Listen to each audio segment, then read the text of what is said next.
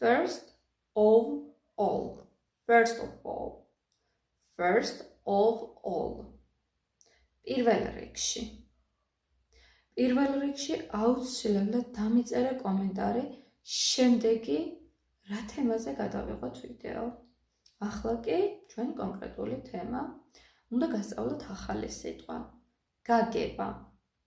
მიხვედრა. როგორ არის ინგლისურად? To understand. To understand. მე ვხვდები. ზოგადად. მე ვხვდები ამ კონკრეტულ თემას. ანუ I understand. I understand. მე მივხვდი გავიგე წარსულში. I understood. I understood. გავიგე წარსულში. მე გავიგებ I will understand. მომავალში. მე გავიგებ. I will understand. მე გავიგებ. მომავალში გავიგებ. შინაარსი არის ეს. როგორ დავსვა კითხვა?